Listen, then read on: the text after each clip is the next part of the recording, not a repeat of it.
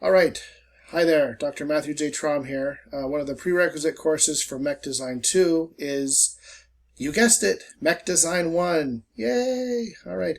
And one of the foundational topics for Mech Design 1 is mechanics of materials. And so I thought I would spend a little bit of time recording for you a mechanics of materials refresher, talking about the interpretation of stress-strain curves.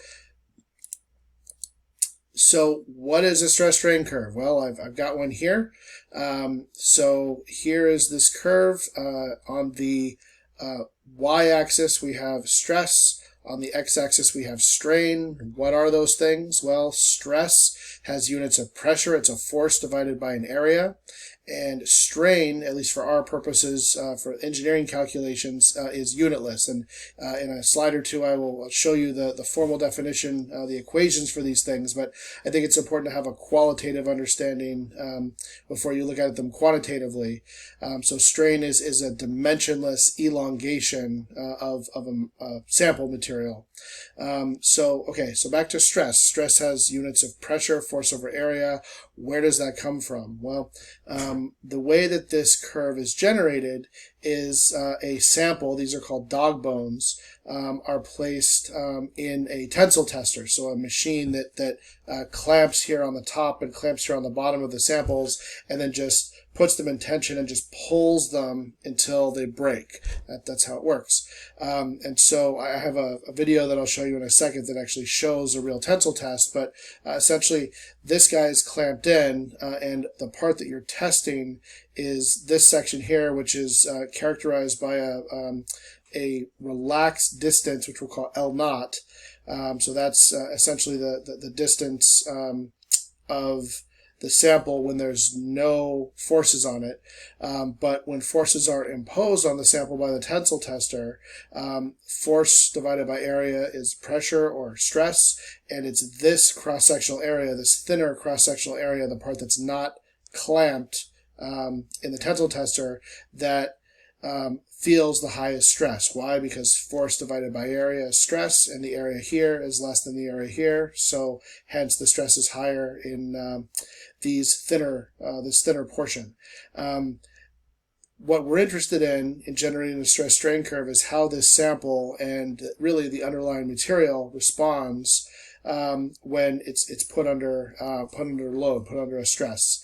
And so at least initially, if the force is zero, the stress is zero, and so this sample is just relaxed.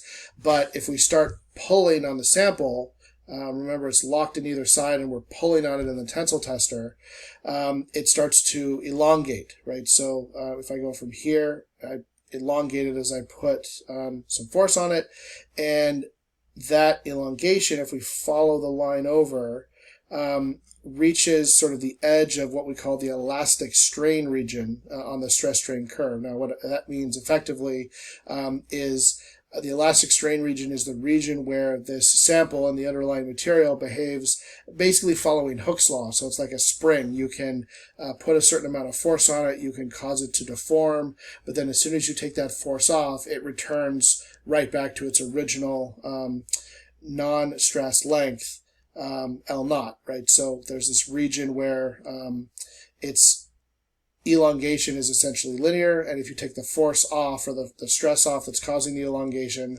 the material will return to its original shape, unchanged. If we reach the end of the elastic deformation, the elastic strain region, we enter into what's called plastic strain, and plastic strain means that you're causing permanent damage, right? You're permanently deforming the sample. And so we see that here with this third representative dog bone. And so something really interesting happens when you are in plastic deformation, which is, remember again, stress is force over area.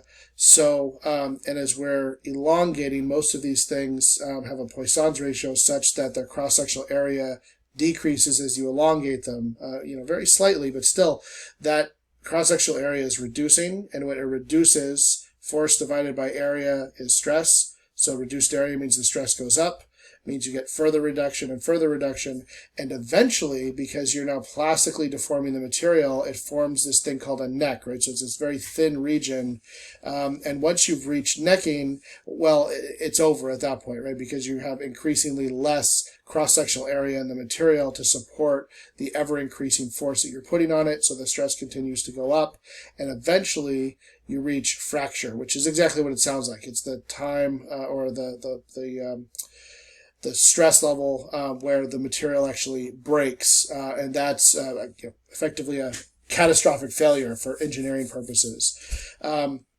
So we've got the elastic strain region on the stress strain curve, the plastic strain region, and we have a couple of really important landmarks: yield strength, ultimate tensile strength, necking, fracture strength, and fracture. And I'm going to describe what these things are and kind of why they're important landmarks after I show you guys a video of the process that I just walked us through. So let's move to the next slide. So here is the link to the video that I'm about to show you. The good news is I have it queued up on the slide right behind this one. There we go. Okay, so this video is going to run and I'll talk us through it.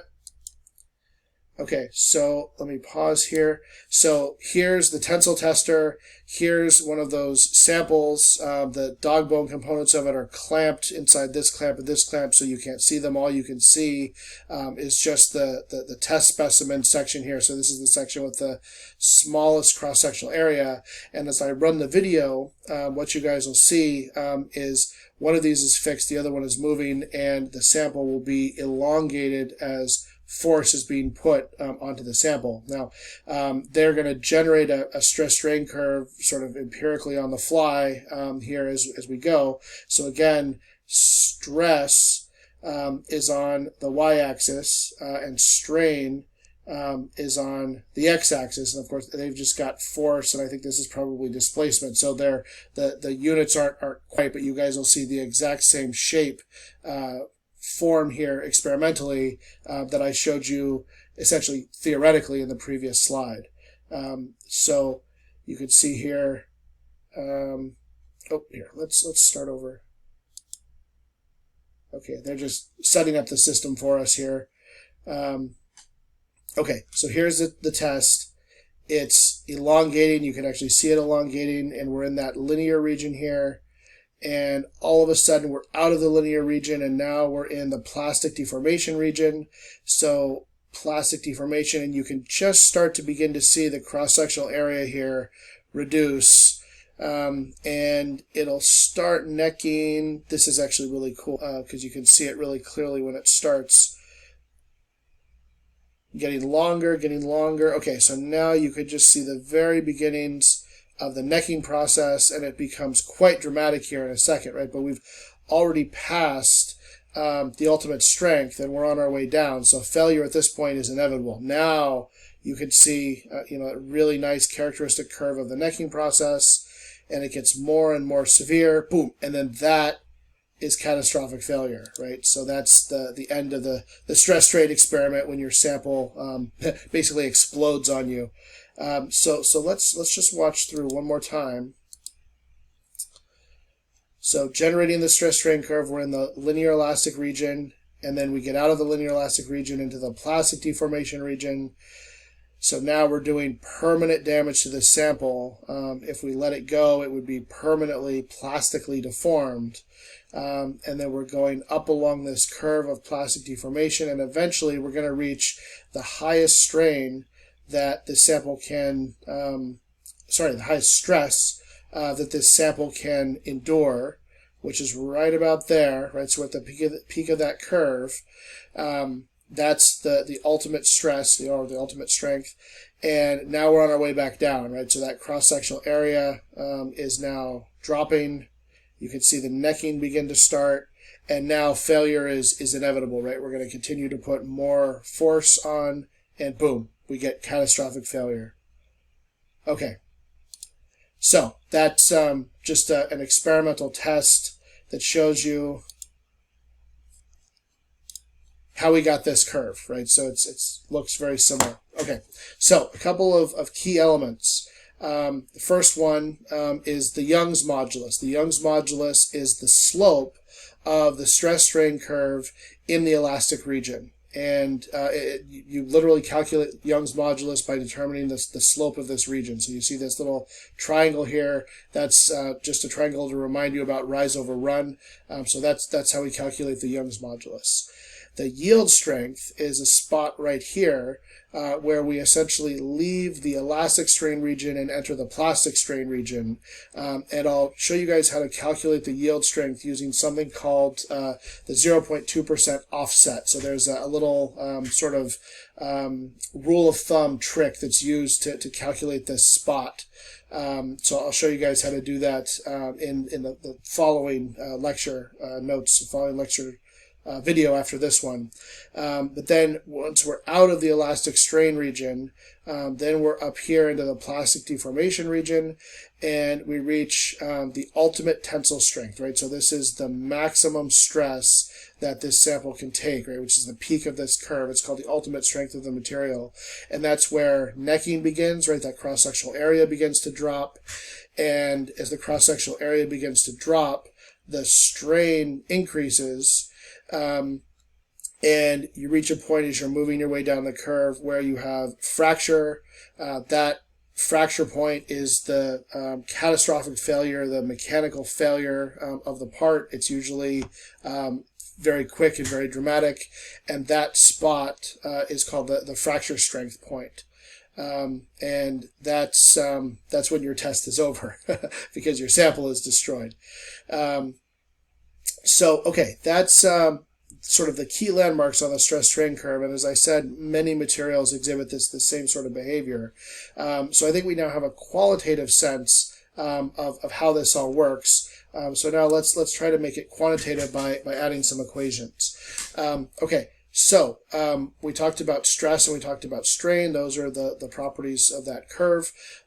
This is the equation for strain. I mentioned that it's dimensionless. The reason that it's dimensionless is because it represents a change in length of the sample from its relaxed state to whatever state it happens to be in the middle of that stress-strain experiment. So it's L minus L naught. Remember that L naught is the initial length of the sample when there's no force on it.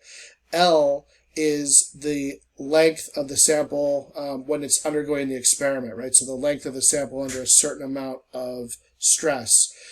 So L minus L naught is effectively how much it has elongated, and then we non-dimensionalize that by L, and that gives us our strain. Stress, as I mentioned, is force over area. Where are these values on the sample itself? Well, the force is the force that's induced by the tensile tester, right? So I've got the dog bone locked in here, and I'm pulling it, so I'm imposing a force on it. And A, the cross-sectional area, I've just represented that here. That's the cross-sectional area of the thinnest part of the sample. And it's important to note that this A, at least for an engineering stress-strain diagram and for the stress-strain relation that I'm writing here, this A is assumed to be the initial cross-sectional area of the dog bone before it's put into the tensile tester. So even though this cross-sectional area changes as a result of Poisson's ratio and ultimately necking, we always use just the initial area of the sample for our engineering stress calculation. So that's stress. Now, at least in the linear portion of the stress-strain curve, there is a linear relationship between stress and strain, and so stress is just equal to the Young's modulus times the strain. And remember, Young's modulus is just the slope of that curve, right? So here's the Young's modulus, which is the slope of that curve. And that's, effectively a nice, easy linear relationship that follows Hooke's law very nicely, that at least will tell us for a certain amount of stress that we put on an object, how much it's going to deform, how much strain we're going to get for a particular amount of stress. So you guys will end up using this quite a bit. Okay, So I've got some real data here, and I have some questions that go along with it. I'm going to solve these questions for this real experimental data. This is data I took myself in a subsequent set of slides. But for now, we'll wrap it up there. Appreciate your time and attention. Hope to see you soon. Thanks.